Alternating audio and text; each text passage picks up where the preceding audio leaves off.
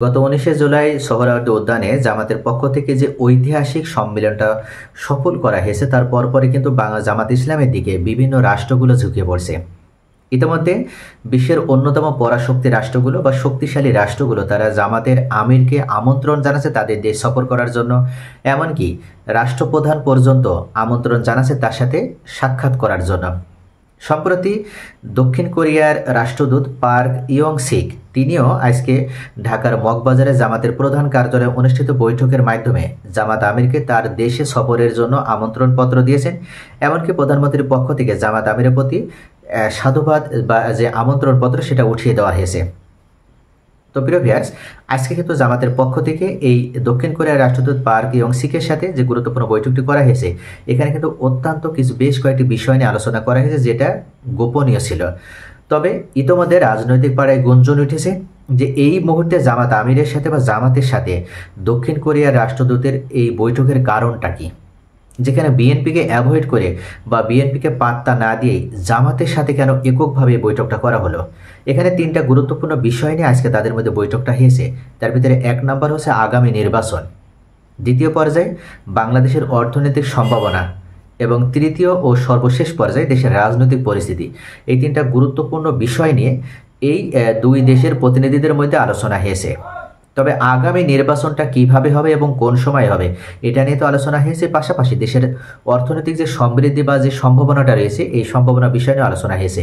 এখানে জামাত আমিরের পক্ষ থেকে যেমন ডাক্তার শফিকুর রহমান উপস্থিত ছিলেন, ঠিক তেমনি সেক্রেটারি জেনারেল মিয়া গোলাম পরোয়ারও উপস্থিত ছিলেন। ডাক্তার শফিকুর রহমান উল্লেখ করেছেন যে বাংলাদেশ একটা সম্ভাবনাময় অর্থনীতির দেশ। যদি এখানে দুর্নীতি এবং স্বজনপ্রীতি বন্ধ করা যায় তাহলে খুব সহজেই এই দেশটাকে একটা উন্নত রাষ্ট্র হিসেবে পরিণত করা সম্ভব হবে এবং সেটা 1 থেকে 2 বছরের মধ্যে সম্ভব। জামাত আমির বলেন যে বাংলাদেশের সব থেকে সম্ভাবনাময় যে খাতটা সেটা হচ্ছে তৈরি পোশাক শিল্প। এই তৈরি পোশাক শিল্পটা আরও বেগবান করে আরও উন্নত করে দক্ষিণ কোরিয়ার মতো রাষ্ট্রের ভিতরে তাদের চাহিদা অনুযায়ী যেন পোশাক রপ্তানি করা যায়, এই বিষয়টা নিয়েও তাদের মধ্যে আলোচনা হয়।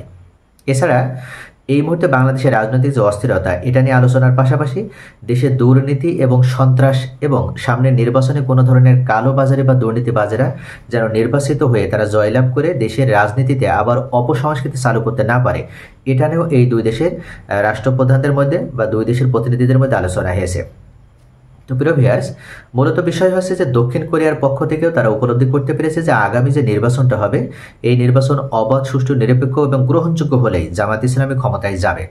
কেননা ইতোমধ্যে 5ই আগস্টের পর বিএনপির পক্ষে জনসমাবেশ এমনকি জনসমর্থন বেশি থাকলেও বিএনপির নেতাকর্মীদের বিভিন্ন কার্যকলাপের কারণে ইতিমধ্যে বিএনপির পক্ষ থেকে জনগণ মুখ ফিরিয়ে নেওয়া শুরু করেছে এবং 19শে জুলাই জামাতের এই ঐতিহাসিক সম্মেলনের মাধ্যমে জামাতও প্রমাণ করে দিতে পেরেছে যে তাদের জনপ্রিয়তা আগে যেটাই ছিল সেটা সম্পূর্ণভাবে ভুল ছিল।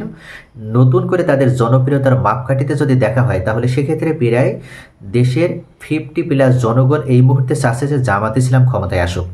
এছাড়া অন্যান্য যে জামাতের সমর্থিত যে অন্যান্য রাজনৈতিক দলগুলো রয়েছে তাদের সাথে জামাত যদি জোটবদ্ধভাবে নির্বাচন করতে পারে তাহলে জামাত নির্বাচনে জয়লাভ করে সরকার গঠন করবে, এটা এক প্রকার নিশ্চিত।